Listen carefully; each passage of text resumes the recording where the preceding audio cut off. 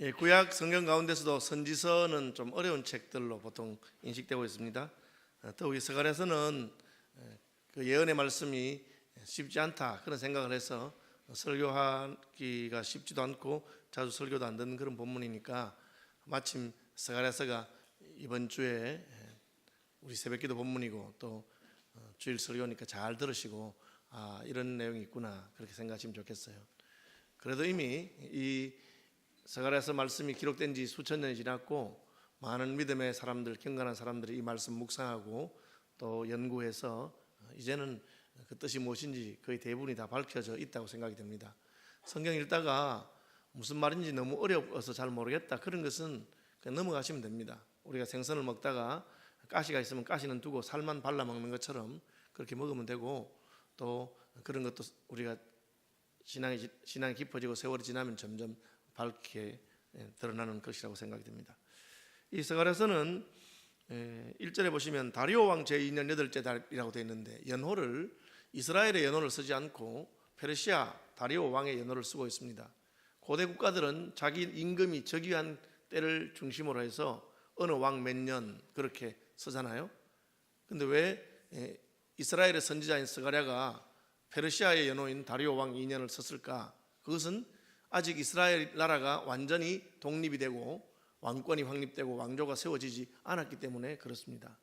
통치하는 스룹바벨 총독이라든지 그런 그 다윗 지파의 사람들이 다윗의 자손의 사람도 있었지만 아직까지는 솔로몬 왕 때나 다윗 왕 때처럼 그렇게 이스라엘이 독립된 나라로서의 그런 자리를 차지하지 못했습니다. 이건 슬픈 일이죠. 나라가 망해가지고 그 왕권이 확립되어 있지 아니해서 지금 몇 년이냐 다리오 왕 2년입니다 그렇게 말하는 거죠. 반면에 오늘날 우리는 서기를 사용하고 있습니다. 이 서기라고 하는 것은 서력 기원인데 올해가 2016년입니다. 왜 2016년입니까?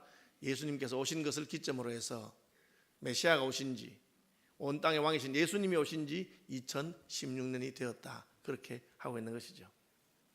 그래서 다리오 왕 2년은 페르시아가 여전히 그 근동 지역에서 가장 큰 나라로 통치자로서 패권을 가지고 있다 하는 것을 보여주고 있습니다.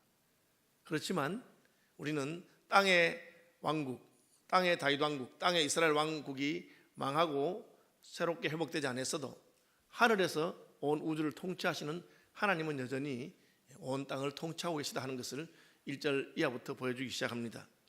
다리오 왕의 시대이긴 하지만 여호와의 말씀이 이도의 손자 베레가의 아들 선지자 스가랴에게 임했다 하고 있습니다.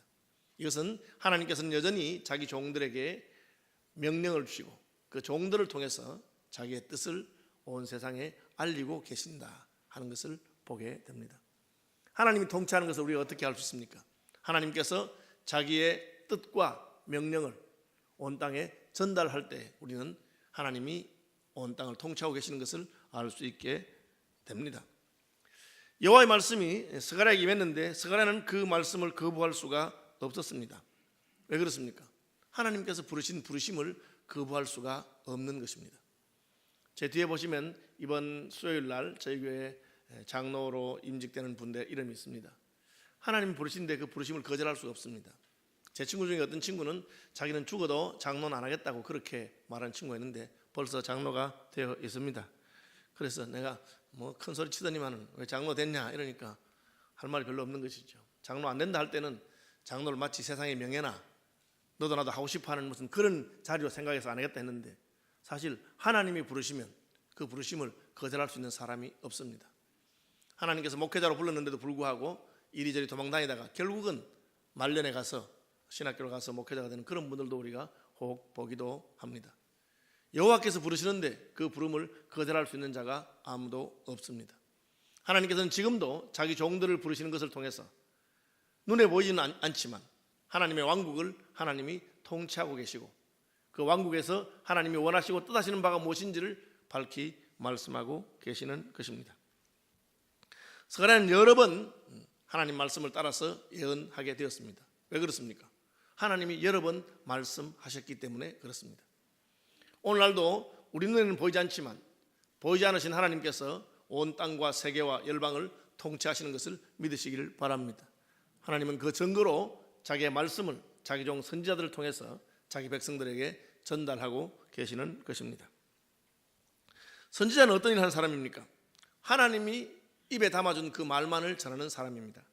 선지자는 내가 하고 싶은 말을 하는 사람이 아닙니다. 오늘날 강단에서 목사가 설교를 할 때 내가 하고 싶은 말을 교인들에게 한다면 그는 사꾼이요 거짓말장이가 될 것입니다. 아무리 내가 하고 싶은 말이 있어도 하나님께서 입에 담아주지 않는 말은 할 수가 없습니다. 그래서 어떤 설교자가 설교를 자기의 어떤 교회를 통치하는 혹은 목회하는 도구로 사용하는 잘못된 사람들이 있는데 그것은 하나님 앞에 큰 범죄입니다. 설교자는 설교하면서 자신도 하나님 말씀 앞에 서고 하나님 말씀을 들어야 되는 사람인 것입니다. 그래서 때로는 백성들이 싫어하는 말도 하게 됩니다. 위로하는 말씀, 축복의 말씀, 좋은 말씀만 전하면 백성들은 좋아할 것입니다. 그러나 하나님께서는 때로는 듣기 싫은 말씀, 꾸지람하는 말씀, 진노하신 말씀도 하십니다. 왜? 그 말을 들어야만 우리가 살아날 수 있기 때문에 그렇습니다. 그래서 옛사람이 이러기를 양약은 입에는 쓰지만 병에는 좋다. 양약은 고구이나 이어병이요. 충성스러운 말은 듣기는 싫어도 행하면은 도움이 된다. 충언은 여기나 이어행이라. 그렇게 말씀한 것을 보게 됩니다. 선지자들은 하나님께서 원하는 말씀을 전해야 되는 것입니다. 교회도 마찬가지입니다. 우리가 일제시대 때 일본이 한국을 통치하면서 한국의 모든 백성들에게 신사참배를 강요한 적이 있습니다. 그때 여자였던 안희숙 사모님은 일본 국회에 가서 이런 식으로 온 백성에게 하나님 아닌 다른 우상을 섬기도록 한다면 하나님의 불심판이 일본에 임할 것이라고 그렇게 말했습니다. 그분들이 도강증도 없는데 어떻게 해내탄을 건넜는지, 그리고 어떻게 국회 출입증도 없는데 국회에 갔는지 참 그것은 하나님의 섭리적인 신비가 있다고 생각이 됩니다. 여자가 하는 말을 우습게 생각했지만 결국은 그 선언 있고 얼마 되지 않아서 히로시마에 나가사키에 원자폭탄이 떨어졌고 그리고 일본은 항복하는 역사가 있었습니다. 세상 역사가들은 뭐 살다 보면 별의별 일이 다 있으니까 우연이라고 생각했지만 저희는 그것을 우연이라고 생각하지 않습니다. 하나님께서는 지금도 통치하시고 말씀하시고 때로 그 말씀은 듣기에 꼭 가운 말씀도 있습니다.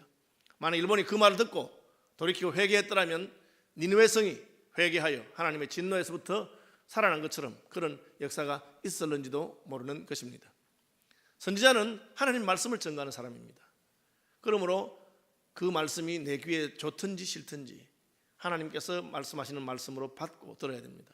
그래서 목사에게 듣기 좋은 말만 하도록 그렇게 요구하는 교회는 잘못된 교회입니다. 그렇기 때문에 선지자는 자기 말 때문에 핍박과 고난을 당하는 수가 있습니다.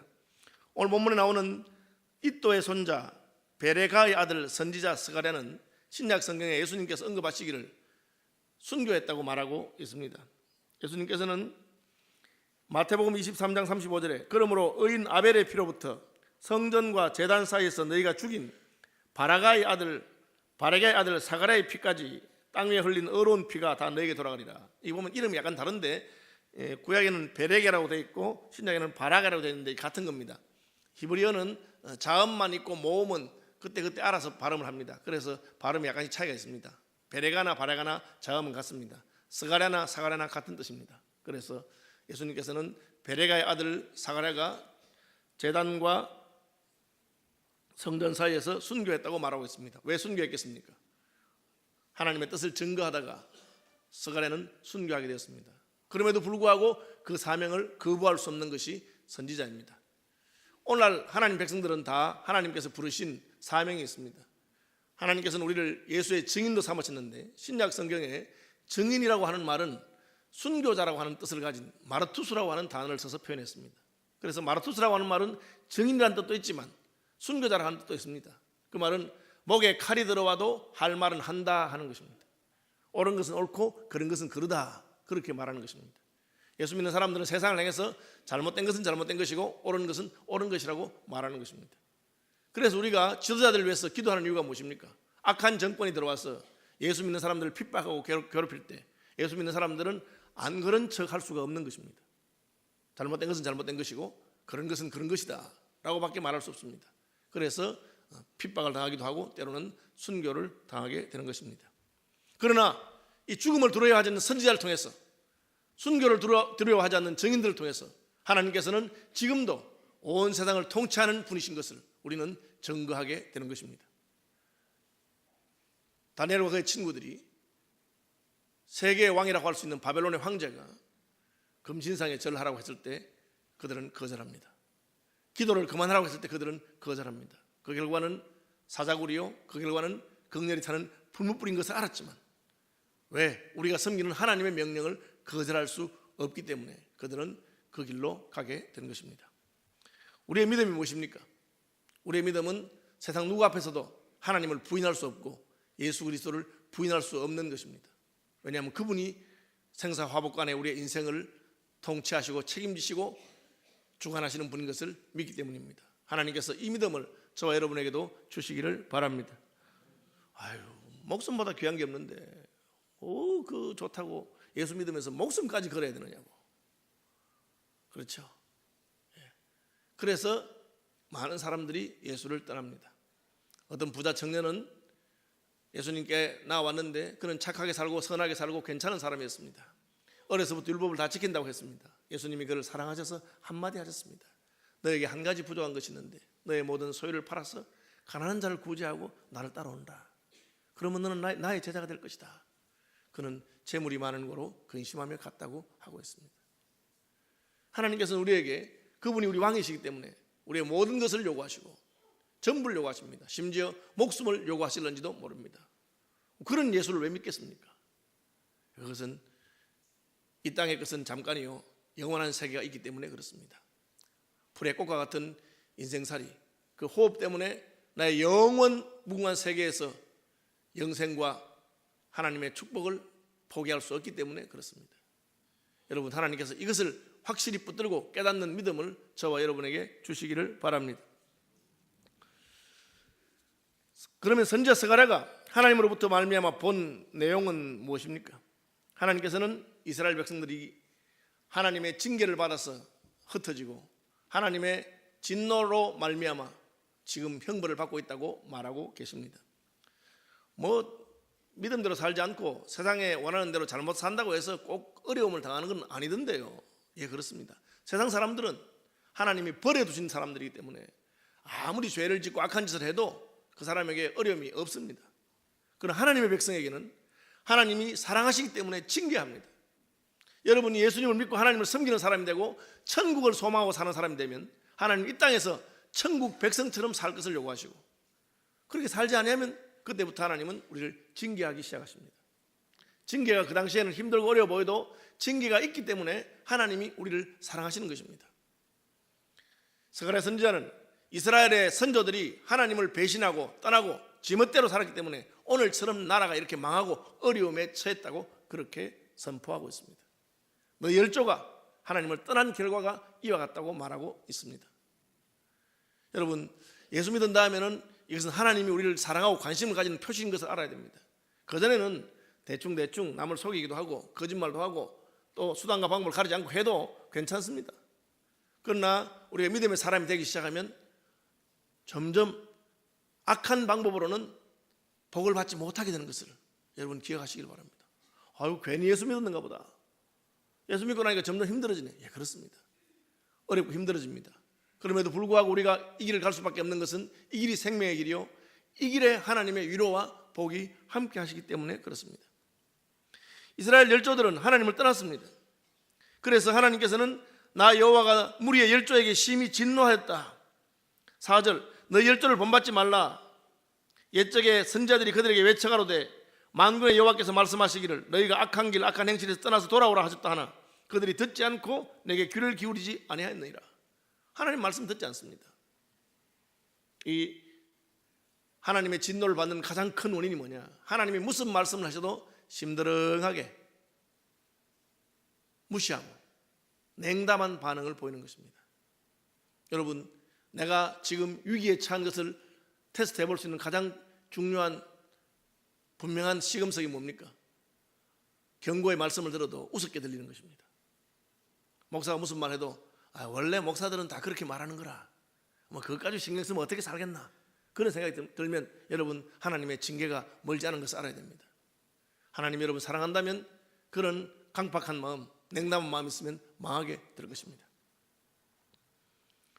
결국은 하나님이 이스라엘을 떠날 때까지 이스라엘 백성들은 하나님 말씀 듣지 않았습니다. 그러므로 너는 무리에게 고하기를 만군의 여호와께서 이처럼 이르시되 너희는 내게로 돌아오라. 나 만군의 여호와의 말이니라.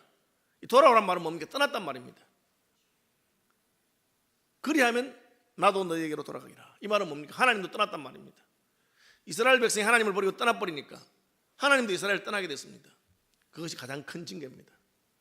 예수 믿는 사람에게 하나님이 떠나겠다는 것과 같이 큰 징계가 없습니다.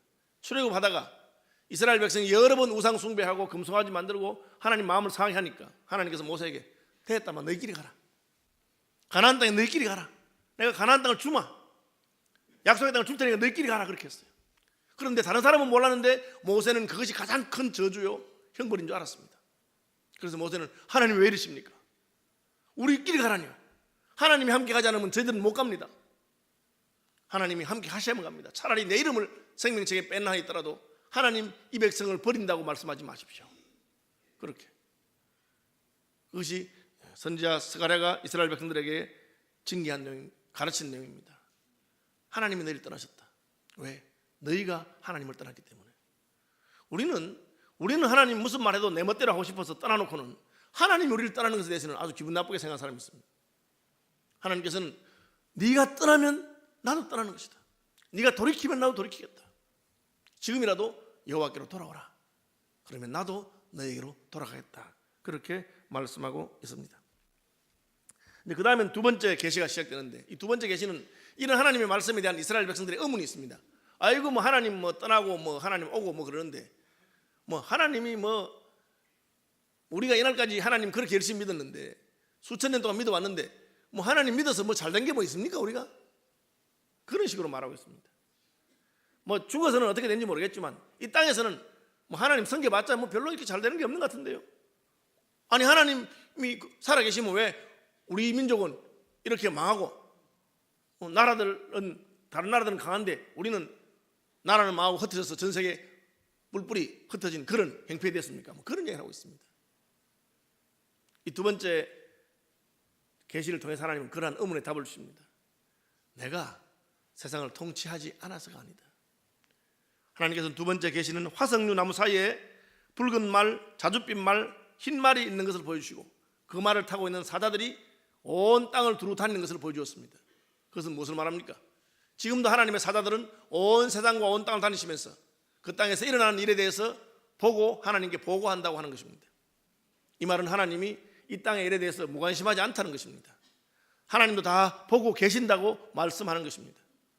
아니 우리나라가 망한 지 70년 지났는데 하나님 도대체 뭘 하고 계시나요? 그렇게 하나님께서 뭐라고 말씀하시겠습니까? 하나님께서 뭘 하고 있다니? 내가 다 보고 있다. 남북 통일을 위해서 우리가 70년을 기도했습니다. 하나님 남북이 통일되게 해주십시오. 그렇게 기도했는데 통일이 안 된단 말이에요. 하나님 도대체 무슨 왜 남북이 통일되도록 안 해주십니까? 하나님이 안 보고 계신 게 아닙니다. 하나님 보고 계십니다. 하나님 통일시켜 주실 것입니다. 그러나 하나님은 얘들아 남북의 문제가 아니라 교회가 갈라지고 있는데 한국 장로교가 200개다 200개 너희 지금 무슨 얘기 하고 있느냐? 저는 참 그런 안타까운 마음. 그렇구나. 우리가 교인들끼리도 서로 사랑하고 하나가 되지 못하면서 남북을 통일되게 해달라고 그렇게 기도하니까 먼저 너희가 서로 사랑하고 너희가 하나 되면 참 좋겠다. 그래야 남북도 통일될 게 아니냐. 하나님께서 그렇게 말씀하시는 것입니다. 내가 능력이 없거나 내가 온 세상을 통치하지 않았어 이스라엘이 망한 것이 아니고 너희가 복받을 짓은 하지 아니하고 벌받을 짓만 하고 있으면서 너희가 나를 떠나고 지멋대로 살고 내가 선지자를 그렇게 보냈는데 선지자들이 죽을 때까지 내 사람들이 다 죽을 때까지 말로 듣지 아니하고 자기 하고 싶은 대로 살아놓고 도대체 뭘 말하는 것이냐. 그러나 내가 너희를 사랑하기 때문에 너희를 괴롭힌 나라들에 대해서도 내가 징계할 것이다. 하나님께서 어쩌면 조국 교회를 생각하시면서 기다리고 있는지 모릅니다. 저는 작년에 저희 교단 총회가 고래척 총회가 다시 합하게 된 것 40년 만에 다시 합하게 된 것을 너무 기쁘게 생각합니다. 한국교회 전체는 아니라 하더라도 저희 교단이 다시 합하면서 얼마나 회개하고 울고 물론 사소한 교리적인 문제를 놓고 논쟁이 있었습니다. 그러나 그것 가지고 우리가 헤어지고 미워할 것은 아니었는데 우리 그렇게 했었어요. 그걸 회개하고 합해진 걸 통해서 하나님 불쌍히 보시고 이것이 작은 연합이긴 하지만 우리가 애통하면서 다시 연합하는 것을 통해서 하나님의 큰 역사가 한번 이 땅에 있기를 바랍니다. 그런 마음이 들었어요. 하나님께서는 그래, 내가 너희들의 잘못 때문에 징계는 했지만 내 마음이 너희를 떠난 것은 아니다. 내가 다시 너희를 회복시키고 돌이킬 것이다. 16절, 그러므로 여호와가 이처럼 말하노라. 내가 불쌍히 여김으로 예루살렘에 돌아왔은즉 내 집이 그 가운데 건축되리니 예루살렘 위에 먹줄이 쳐지리라. 여호와께서 내가 예루살렘에 돌아와서 예루살렘을 다시 회복시킬 것이라고 말씀하고 계십니다.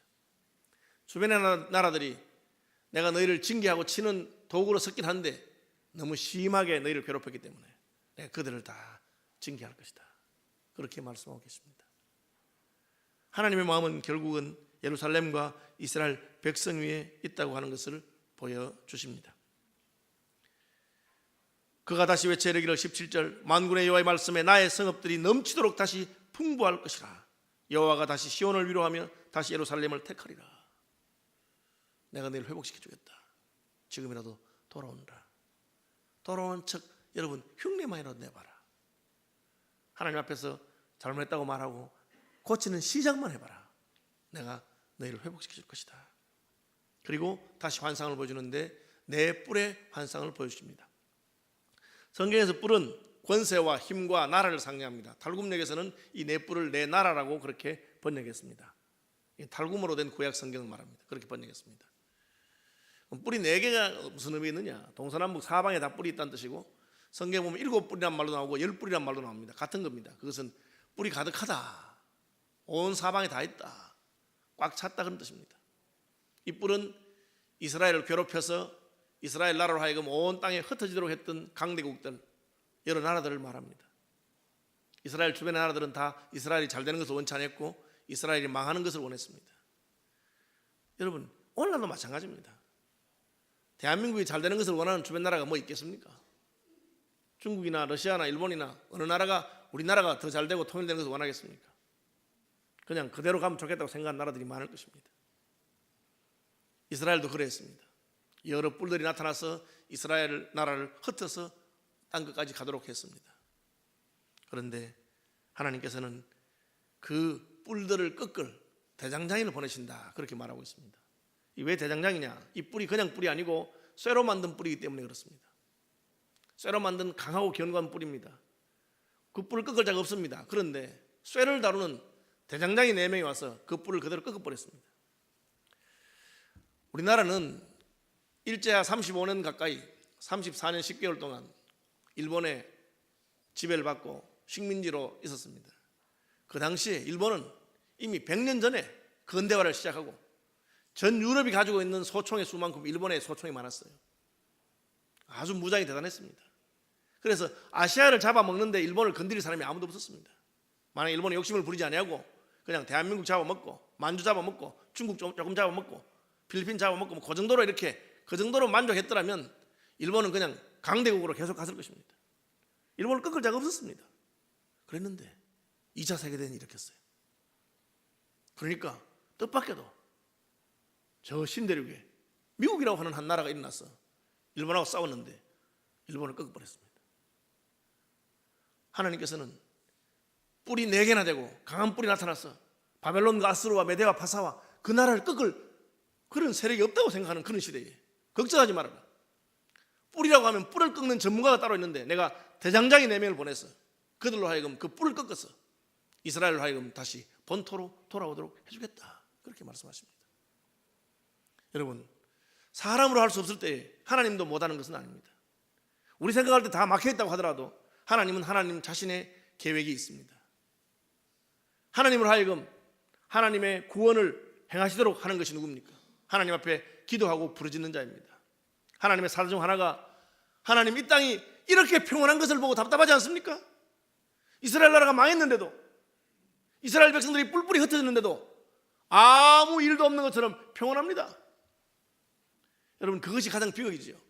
지금도 나라를 잃은 민족들이 있습니다. 심지어 크루즈족 같은 분들은 2천만 명 가까이 돼도 인구가 2천만 명인데도 나라를 세우지 못해요. 그 주변 나라들의 어떤 그 이해관계 때문에 못 하도록 합니다. 그 여전히 학살이 일어나고 있습니다. 인종청소가 일어납니다. 그래도 전 세계가 모른 척하고 있는 거예요. 뭐 그 나라가 뭐 죽든지 말든지 모른 척하고 있어요. 그같이 비극이 어디 있겠습니까? 하나님의 부르짖는 사람이 있습니다. 하나님, 온 땅이 이렇게 평온한 게 이 말이나 됩니까? 하나님 백성들이 포로로 잡혀간 지 70년이 됐습니다. 그러면서 약속하셨잖아요. 70년이 지나면 예루살렘의 황무함이 끝나리라고 하셨잖아요. 하고 부르짖는 자의 소리가 있습니다. 하나님께서는 그 소리를 듣고 그래, 내가 개입하겠다. 이스라엘을 꺾었던 흩었던 그 네 뿔을 꺾을 대장장의 4명을 보내서 그들을 꺾고 이스라엘이 다시 돌아오도록 해주겠다. 그렇게 말하고 있습니다. 이어지는 2장에 가보면 그 결과는 예루살렘이 큰 성읍이 될 것을 말하고 있습니다. 그 가운데 사람과 가축이 많으므로 성곽 없는 성읍이 될 것이라. 그 말이 뭐냐? 옛날에는 성벽을 지어놓고 성벽 안에만 사람이 살았어요. 그 사람이 너무 많아지면 성벽 안에 못 사니까 성벽의 의미가 없어지는 거예요. 지금 서울이 그렇잖아요.